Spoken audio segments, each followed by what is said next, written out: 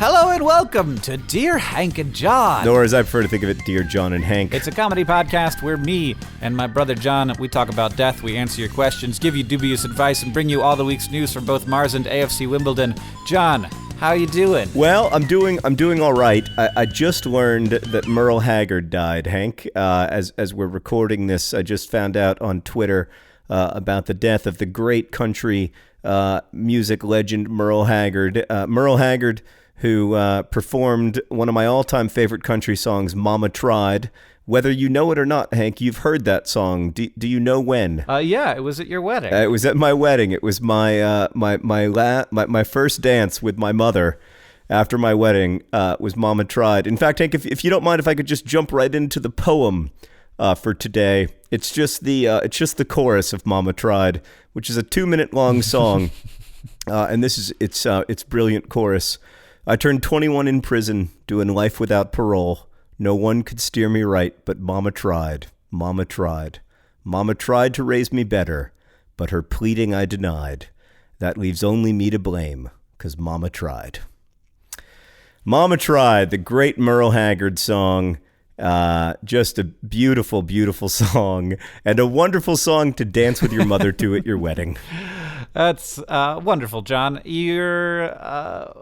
Did you have another poem scheduled that you had to bump? I did. I had a nice Emily Dickinson poem, but you know what? There's world enough in time, to quote a different poet. It's true. We're going to keep making these. I think we're going to hit in not too long our full year of podcasting, which kind of amazes me. I don't feel like it's been that long.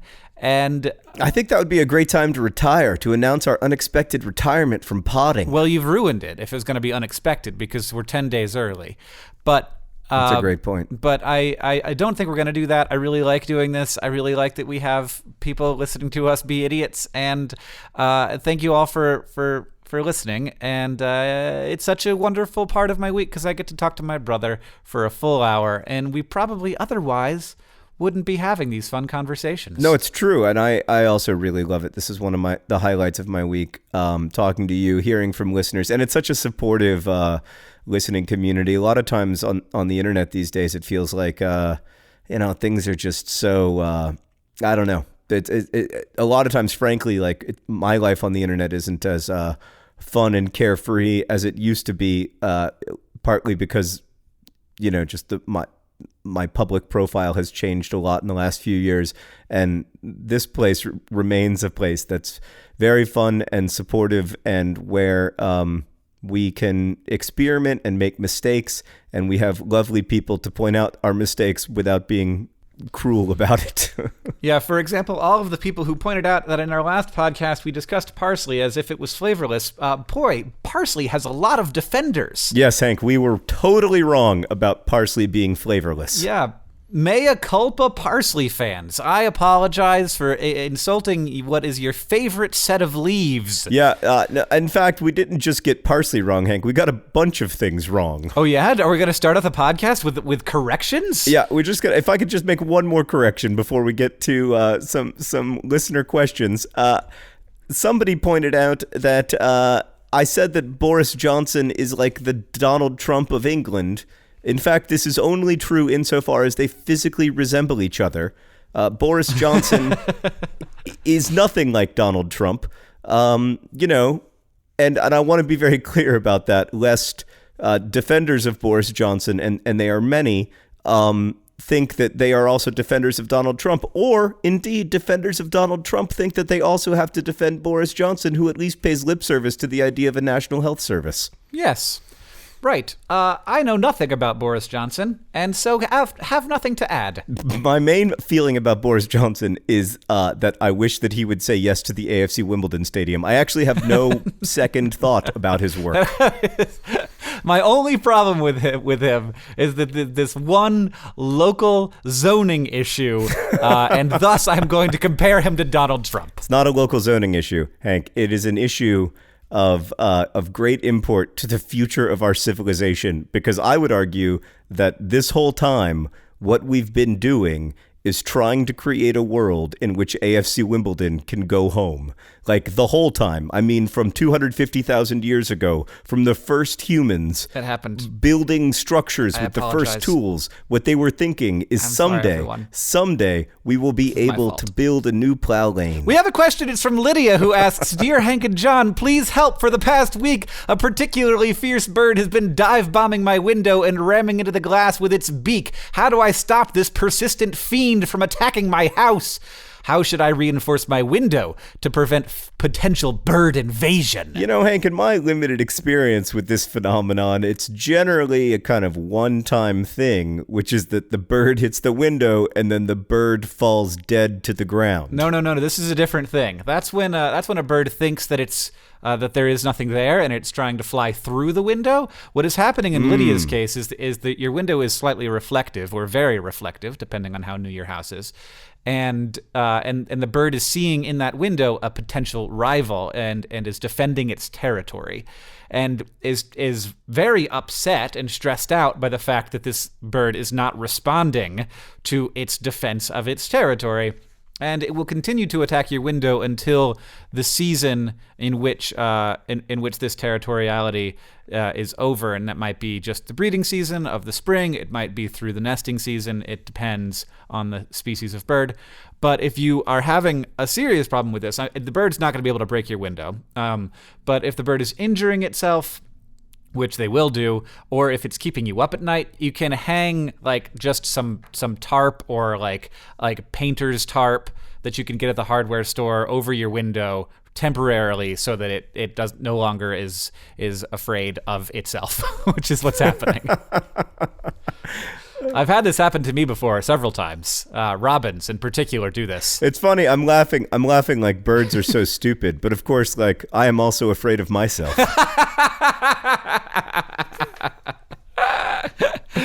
All right, Hank, we've got another question. This one comes from Liz, who writes, Dear John and Hank, my best friend is getting married in October, and we were talking about what she'll do if she's in her wedding dress and needs to poop, because wedding dresses are tricky to deal with. I have a vested interest in this matter since I'm her maid of honor and will probably have to help her with her dress if she does need to poop. So my question is there a healthy-ish way to just not poop for a day? Liz? Well, John and we are both experts on this topic. You have come to the right place. This is one of the very few times when Hank and I can provide genuinely non-dubious advice. I'll say before we get to our areas of expertise, I asked Catherine about this because I have never worn a wedding dress. Sure.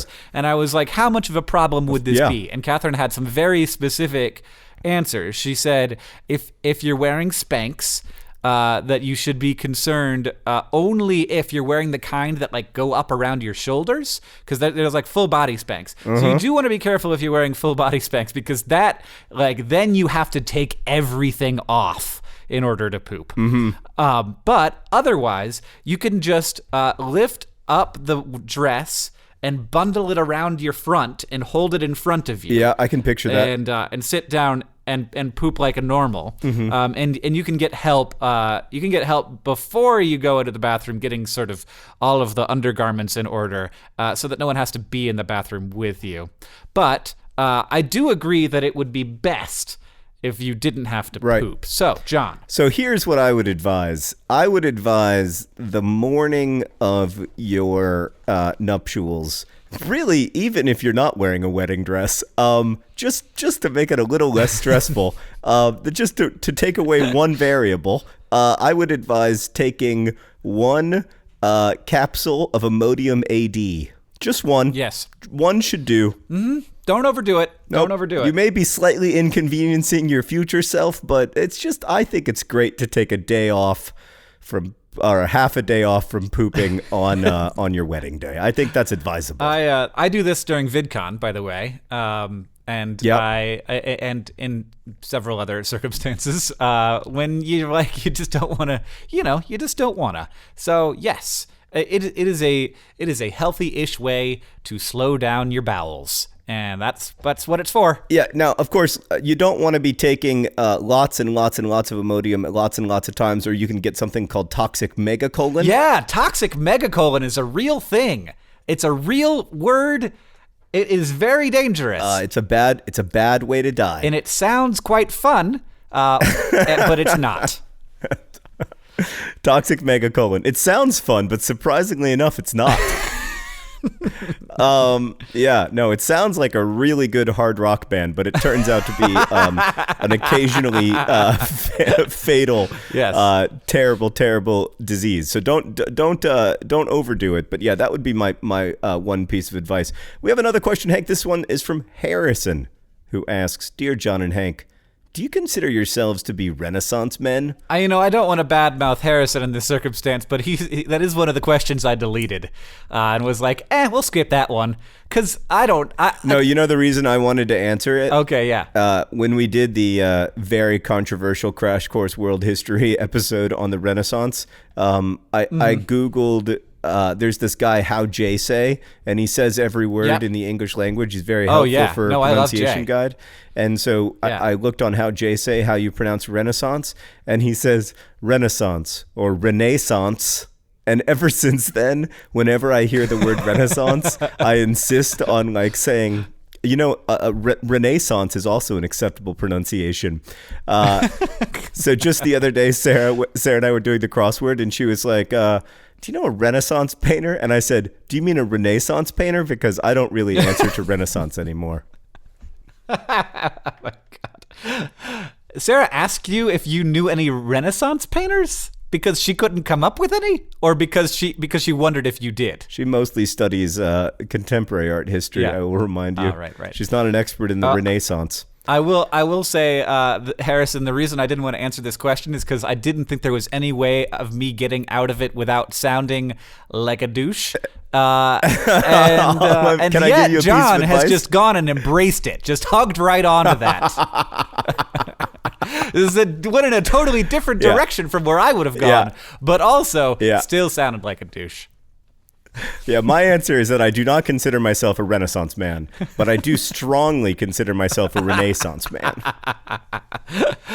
All right. Do you want to do a more serious question, John? Get to a serious one? Yes, desperately. No, I don't. Let's keep it with the silly ones. They're fun and easy.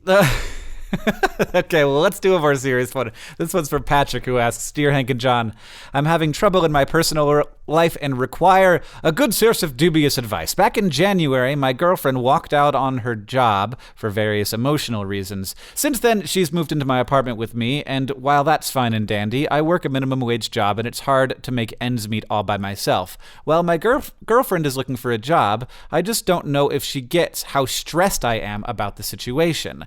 I've tried telling her multiple times, and she keeps telling me that she gets it, but I'm unsure about that. How should I go about telling her in a way that she will get what I'm saying?" Patrick, I think she gets it. I think probably she gets it. She's just also probably very, very stressed out about it. I bet she's pretty freaked out too. A lot of people. So you probably can't. It's one of those things where you can't really discuss how freaked out you are with each other, because doing that freaks you both further out, because it calls into question this whole sort of grounded central relationship in your lives. And so that becomes more stressful rather than less stressful, which is not particularly good advice, just an observation. Yes. I will also say that having a girlfriend who has moved in with you and you are paying all of the rent is going to be a source of stress. It's always going to be unless and until she has a job to help pay the rent. Or if you're married, yes. You feel like it's the relationship that you want to have, the kind of structure of the partnership that you want to have. Right. You have to be asking yourself, every month you are investing a lot of money into this relationship. Now, this is a terrible way to think about it, but bear with me. That is truly a terrible way to think about it. Every month you're investing $250 in this relationship. I bet that's not the central investment.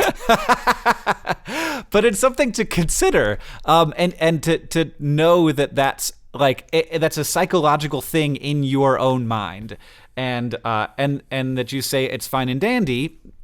But is it though? Because clearly you are freaking out about it and you're stressed about the situation. So it's worth asking yourself if you are only stressed out because you are having a hard time paying the rent, or if you're also stressed out because you feel like you are carrying this burden and it is a very difficult burden to carry. But yes, my guess is that this is a very stressful situation, and there is very little as stressful as money problems in a relationship, and I think that it's going to be difficult to be open about it because of how stressful it is. Yeah, but at the same time, I do think that like closing down the lines of communication and not being honest about your feelings are probably not going to be particularly productive. This reminds me in general, Patrick, that Hank and I are much better at addressing whether or not you should take Imodium on your wedding day than we are at giving big life advice. Yes. I would say to just try to keep the lines of communication open and try to have productive conversations instead of just like, I'm really stressed out about this. Yeah. Yeah. And also to know that, that the emotional reasons that your girlfriend left her job are probably very real. And the way that you call them various emotional reasons kind of makes me feel like you don't feel like they are super real. Yeah. I think that's the other thing, is that you've got to have that conversation as well. Hey, can we move on to another very serious question? Okay, John. This question is from Lena, and she writes, whenever I'm about to sneeze and I realize that I'm wearing my friend's sweatshirt, I feel self-conscious about sneezing into it. Is it okay to do that? Will I get my friend sick? I mean, first off... how often are you wearing your friend's sweatshirt? I mean, I've got to call into question this whole, like, whenever I'm wearing my friend's sweatshirt clause. Yeah, I mean, like, is it really your friend's sweatshirt anymore? Right. I mean, once you've worn your friend's sweatshirt 3 times and your friend hasn't worn it once, it's kind of your sweatshirt. Possession is 9/10 of the law. Let me submit, Lena, that you are in fact sneezing into your sweatshirt that you stole from your friend. The other question is, are we doing like the vampire sneeze where you sneeze into your elbow pit? Is that the idea? Is that because how else do you sneeze into us? Are you like lifting it up over your mouth? I assume that she's sneezing into her elbow pit because she's a civilized human being who's read the CDC's most recent guidelines on where to sneeze. Okay, well, I'm just making sure. It sounds a little like sneezing into your like lifting it up over your mouth and sneezing like into your body, which is terrifying to me. Well, I mean, you want to sneeze anywhere other than into your hand, which is the grossest and most horrifying place you can possibly sneeze. Yes, sneeze on the thing that you then touch everything with, that I also touch everything with. Yeah, Fantastic. sneeze on your touching apparatus. No, first off, Lena, I want to congratulate you on sneezing into your elbow. That is the correct way of doing it. Secondly, I don't think you need to worry, since this is no longer your friend's sweatshirt. It is clearly yours. Thirdly, you will get your friend sick, but only if they then put their own mouth on that same place in the sweatshirt. And frankly, if that's the sort of thing that's happening, I think that this relationship might be more serious than you know. All right, John, we got another question. This one is from Akshata, who asks, Dear Hank and John, you may have seen Minute Physics video, Why You Should Care About Nukes, and I wanted to know where nuclear winter falls on John's list of eschatological anxiety. Thank you so much for the question. It's definitely in my top 10 list of ways that the human species could come to an end, but it's not near the top, just because I think that while nuclear winter could lead to a dramatic reduction of the population of humans, I think that some humans would survive it. It would be like Fallout. Well, yes, but would you be one of the humans that would survive? I mean, just look at me, Hank. Do I look like I would survive a nuclear war?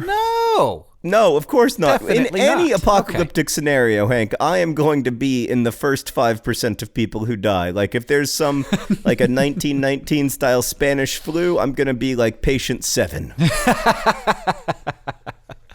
That video that Henry made, I for one of the first times ever, found myself kind of disagreeing with a premise in a Minute Physics video, which is that while we probably will not intentionally destroy all of human life with a nuclear winter, we might do it by accident because we see some sign that someone else is launching nukes at us, and then we will launch nukes at them, and then they will launch nukes at us, and then we will launch nukes at them.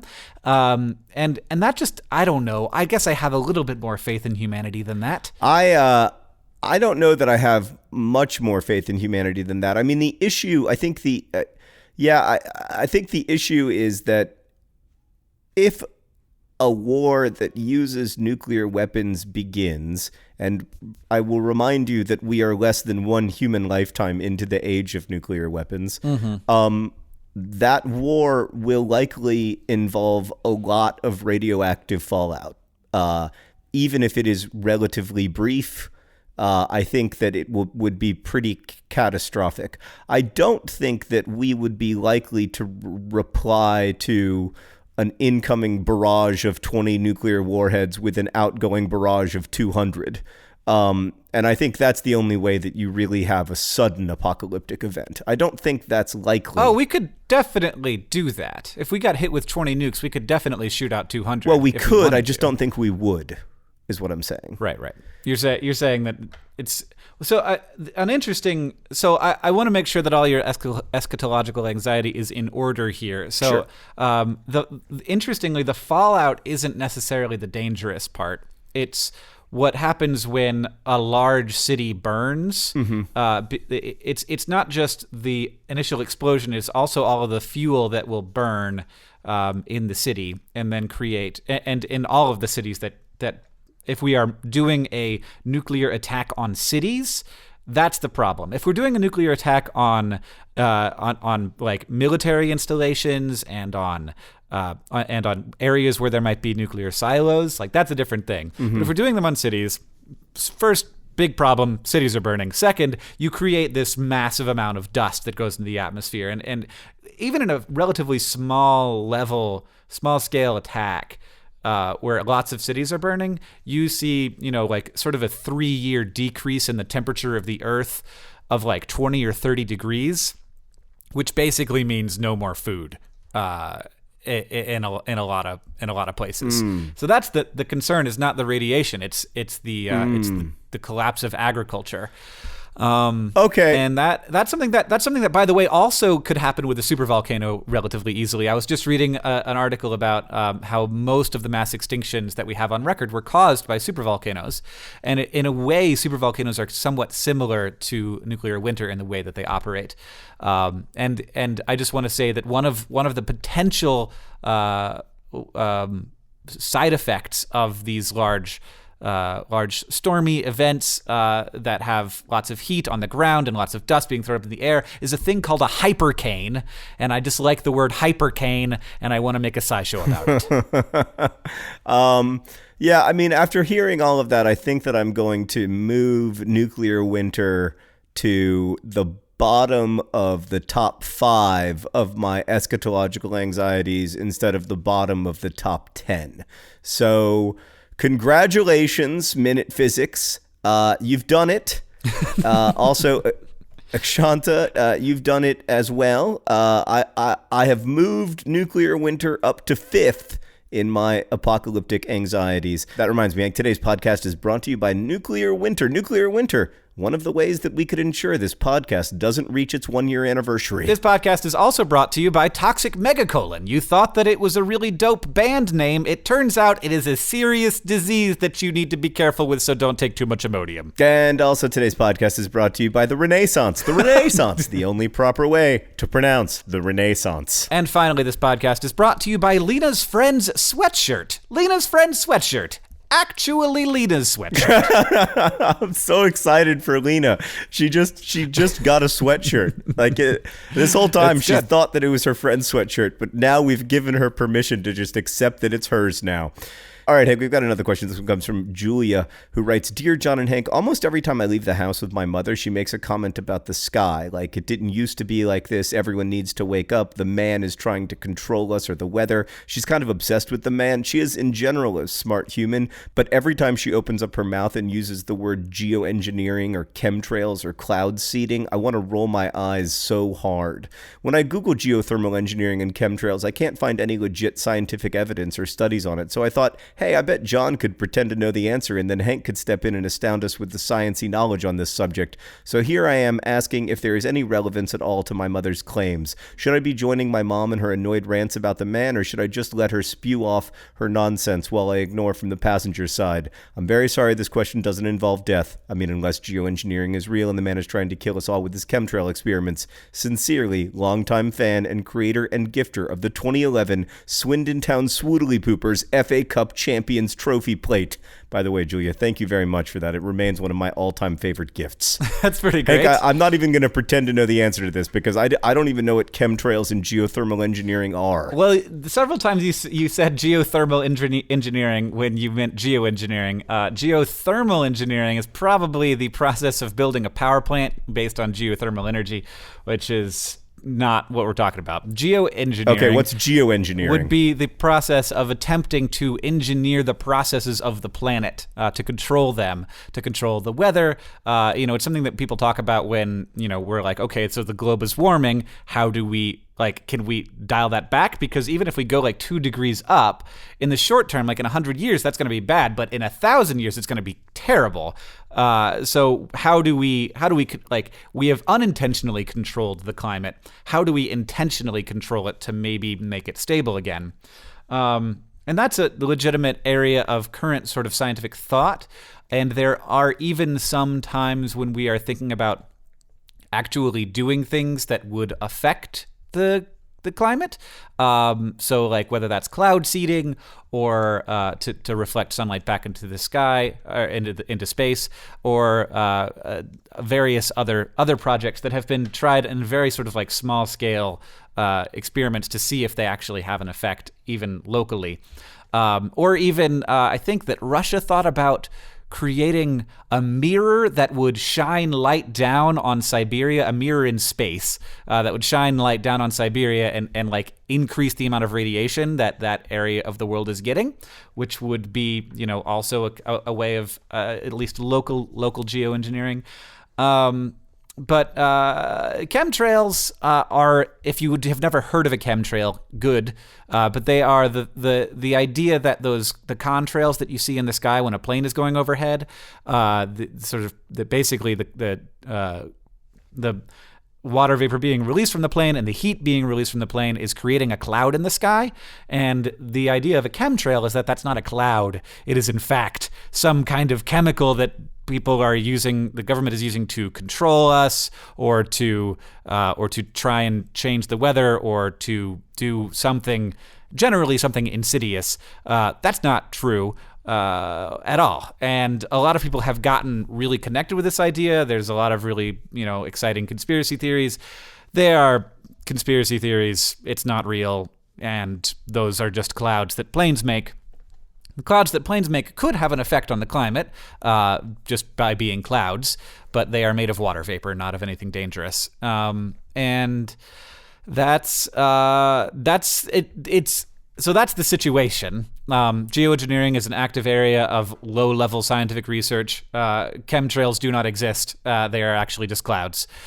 But dealing with someone who believes conspiracy theories, who is important in your life, is always hard. And I don't have a ton of advice for that, except to just keep loving them anyway. Yeah, I'm inclined to agree with you, Hank, but mostly I'm just happy that you just talked for so long, because it means that you might talk more than me in this podcast. I have another question for you, Hank. This is also a kind of Hank-oriented question. It comes from Gerda from Sweden. Could also be pronounced Renaissance. I'm not positive. She writes, Dear John and Hank, if I, as a human female, were pregnant with kittens, would I be pregnant for 9 months like a human, or 9 weeks like a cat? P.S. This is rather urgent. So I don't know why it's urgent.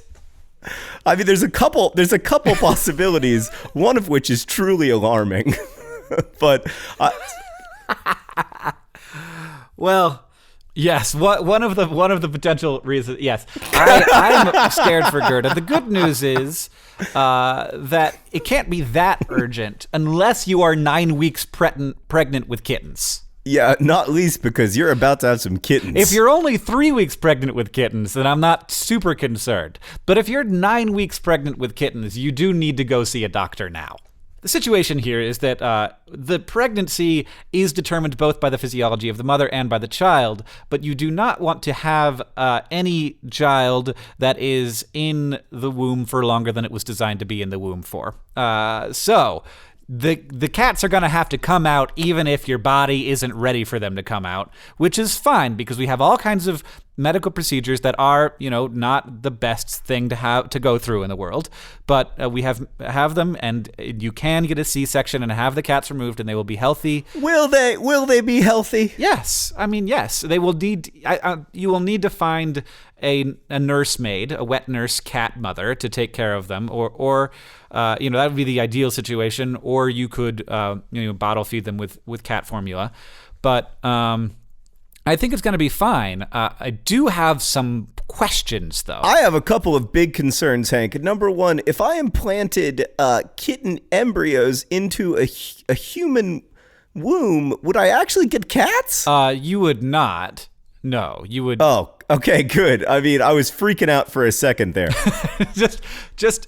We are not similar enough for that to happen unless Gerda from Sweden has some really interesting physiology. You know what, Hank? I have grown uncomfortable with this question and feel that we should move on. So, yeah, I'm calling it. Okay, we've got another question. This one's from Lorelei, John, who asks, Dear Hank and John, it's a slightly more serious question, so get ready. Recently, my fiance discovered he has a daughter that he was previously unaware of. Not only did he wait 2 months to tell me about said daughter, but now he wants to postpone our wedding that I did all the planning for. I'm very conflicted. I'm angry at him for not confiding in me, but also I want to give him the time and space he needs. My fiance and I have been dancing around each other for literally like 10 years, and I've been so excited to actually finally get married to him. Now I feel like everything is falling apart. What should I do? Any dubious advice is welcome. Is this question from a character in the television program The Gilmore Girls? Dang it! I really was hoping that you would answer it. What a great question. First off, thanks to the Gilmore Girls for writing in. Always a pleasure. It's funny because when you write a plot summary of the Gilmore Girls like that, my advice would have been, I don't know about you, Hank, but my advice would have been like, I feel like you should probably take 10 to 12 steps back. Well, I mean, he was unaware of it. So if it had been a secret for your entire relationship, then I would say, yes, definitely take 10 to 12 steps back. But if he's freaking out and he takes 2 months to tell you about it after he finds out, I think that that's not cool. But it's like there is a way of understanding that, like in a relationship. The main thing for me is that it reminds me that real life, both fictional real life and non-fictional real life, are so complicated and particular that really advice is profoundly dubious. Like even even advice that advertises itself as dubious, like ours, is even more dubious than it seems at first glance, because everyone's life is so specific and so particular, and we don't know the whole truth of your story, and in fact, like neither do you. Right. So, it just reminds me that the whole concept of an advice show is ludicrous. Right. Well, and also like it reminds me that I have to say to Gerda, live your life the way you want to live it, and if you want to have kittens... God, we're not going back to the kittens. I refuse. Let's answer one more question before we get to the all-important news from Mars and AFC Wimbledon. This question, Hank, comes from Wyman. Dear John and Hank, I am Ty, and here we have more than 20 types of bananas. Bananas are so easy to find here. We grow both intentionally and unintentionally bananas everywhere, even in our own backyard. Stop talking to me about heaven, Wyman. The Cavendish banana is not that popular here. My question is, why is the rest of the world only eating Cavendish bananas when there are several other alternatives which are tastier? On another note, I've seen bananas that are rectangular, triangular, pentagonal, and even ones that seem circular. We may have cut this part out, but John just said pentagonal, or he almost said pentagonal, and I wish that you would kept... I caught myself before I said pentagonal. Good old, that's, Hank, things come in multiple shapes, They can be diagonal, they can be triagonal, they can be quadragonal, or they can be pentagonal. I know the answer to this question, if you want to know. I bet the answer is that Cavendish bananas are hardier, and even though they don't taste very good, they're easy to ship. Basically, yeah. Not only are they easy to ship and hardy, they are also easy to ripen on command. So a Cavendish banana, you can keep unripe for a very long time and then expose them to a chemical that tells them to ripen and then put them on the shelves at the supermarket. And that allows for bananas to come from a very long way away and still be always not spoil before they get to the store, which is quite cool. Cavendish, thank you. That is kind of cool. And also, I think that the Cavendish banana is quite good. There is something very nice about the simplicity of its flavor, and that makes it, I think, appealing very broadly, whereas other bananas have stronger flavors that are, might be more exciting, but maybe not best for breakfast every single morning of your life. But I could be wrong. I haven't had all of these wonderful heavenly bananas that Wyman seems to be constantly exposed to and is making me very jealous. Hank and I are so old and moderate that we even like our bananas to be pretty standard. It's true. How old and risk averse are you? Well, I don't want a delicious banana in the morning. That's how risk averse I am. Yeah, I just sort of want a normal, plain, what you might call a vanilla banana. Actually, vanilla banana sounds quite good. Yeah. Do you have anything that's less tasty? That's what I always say when I call down to room service. I'm wondering if you could make these eggs a bit blander. Can I tell you a story about room service, John? Yes, but then we have to get to the week's news from Mars and AFC Wimbledon, not least because the Champions League is about to start. One time I was in a foreign country and I asked for a Sprite through room service because I was getting food, and they said, lemonade? And I said, no, Sprite. And they said, okay. And then what I got was a wine spritzer. And I was like, well, this is definitely not Sprite. But what I found out was that in that country, Sprite and other drinks like it, fizzy lemon lime drinks, are called lemonade.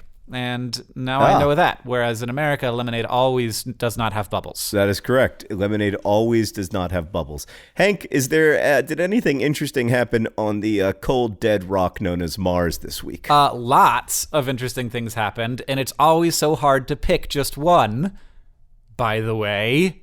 But if you're aware that Mars has weather, correct, John?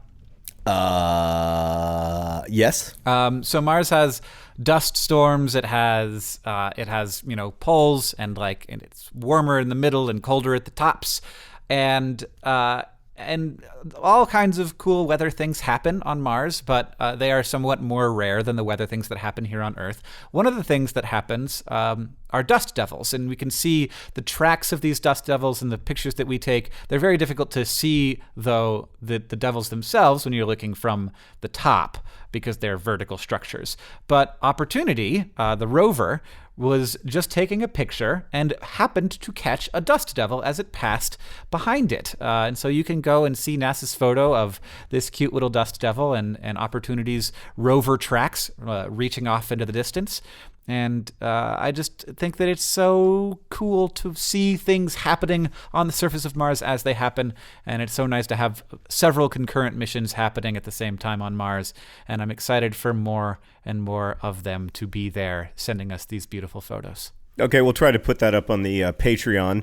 You can go to patreon.com/DearHankandJohn, and you can support us directly and listen to our monthly pre-show live stream and watch it, in fact, since it is a video. But you can also just see stuff at the Patreon, even if you don't contribute, and we won't be mad. We understand. But your support...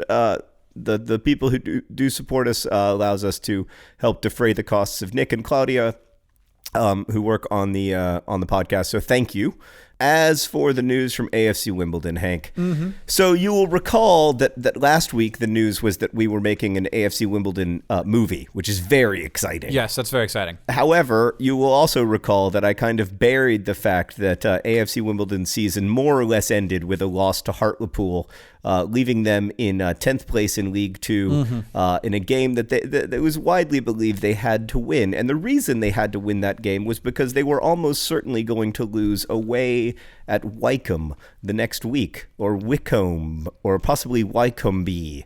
Nobody knows for sure how to pronounce it, as it is a fictional town made up by people who live in England, presumably as a joke. Their mascot seems to be a puffin. Anyway, they are doing quite well in League Two, and so the thought was that we were going to lose that game away. But instead, AFC Wimbledon won that game, and while they are still in 10th place, they have the proverbial game in hand. They have played one fewer game than the four teams above them, which means that if they were to win that hypothetical game, if every team won every game between now and the end of the season, which is now just 6 games away for most teams, 7 games away for AFC Wimbledon, then Wimbledon would end up 7th in the table and would indeed go to the playoffs. So hope is once again alive due to 2 goals from the Montserratian Messi, that man Lyle Taylor, the great Lyle Taylor, the Messi from Montserrat, the Cristiano Ronaldo of Caribbean Islandos. I'm still working on new nicknames for him. I'm not quite all the way there, but he scored 2 goals, and Wimbledon seemed to be getting healthy at the right time. Center back Will Nightingale, one of the best surnames in all of football, is coming back from injury. There's a bunch of good things happening. So suddenly, hope, that thing with feathers that refuses to go away, is back in Wimbledon's lives. And with 7 games to go, it's pretty exciting. You know what also is the thing with feathers, John? What? The mascot of the Wycombe Wanderers, which appears to be either a goose or a duck, but definitely not a puffin. Also, possibly a swan. I'm not sure. It's some kind of water bird. Yeah, you can tell it's a water bird because I think it has a fish in its mouth. Nope, that's a crown. It's holding a crown in its mouth. The best thing is that it appears to be pooping a necklace. I'm sure Wycombe is a lovely place, but the mascot of your football team is a waterfowl pooping a necklace. Not the end of the world. That's not an insult. Worse things have happened. It's just an observation. All right, John, for our last question, I'm going to give you half a question. Are you ready for half a question? Okay. All right, this is from Matilda, who asks, Dear Hank and John, today is the first day when I have caught up with the entire podcast. Thank you, Matilda, meaning that I will start listening to my brother and me instead of Dear Hank and John while dissecting beetle genitalia now. I loved the beginning of this question so much that I had to read it. The rest of the question is an appeal to us to appreciate pennies more, and I have no interest in reading that. Sorry, Matilda. There are some things we will never change our mind on, but thank you for writing in some lovely thoughts. I would love to know whether Matilda dissects beetle genitalia for fun or for work, or maybe it's one of those things where your passion and your career happen to line up perfectly. But I will refuse. I will continue to refuse to say anything positive about the penny, which should never be used ever again, as it does not in any way facilitate the exchange of goods and services, which is the purpose of currency. Currency has no secondary purpose. It is supposed to make it easier for us to behave in economically rational ways. The penny is a wonderful example of the failure of markets to act in rational ways, and I will not hear any arguments to the counter. It's one of the very few things I feel so strongly about that I cannot even bring myself to read penny apologists. Hank, what did we learn today? Oh, gosh. So many things. John? I know, it was a day of learning. It's so hard to distill it into 4 things. John, we learned that sometimes a football team can win, even when people think they're going to lose to a goose with a necklace hanging out of its butt. We learned that if you're pregnant with kittens, you shouldn't be pregnant for too long, so I guess that's good news. We learned that there are healthy-ish ways to not poop for a whole day, and also that nuclear winter is scary, at least to John. And, of course, we learned that Renaissance can also be pronounced Renaissance. Or must also be pronounced Renaissance, apparently. Thanks for listening to our podcast and for sending in all of your questions. You can send in questions to us at hankandjohn@gmail.com. You can also use the hashtag DearHankandJohn on Twitter, where I'm John Green. Hank is Hank Green. You can also follow us on Snapchat. Hank, I've gotten a little bit into Snapchat recently. Hank is Hank GRE. I am John Green Snaps, or John Green Snaps, really, depending on your worldview. Our podcast is produced and edited by Nicholas Jenkins. Our intern is Claudia Morales. Rosiana Rojas helps out with the questions. Our theme music is by Gunnarola. Thank you again for listening, and as we say in our hometown, don't forget to be awesome.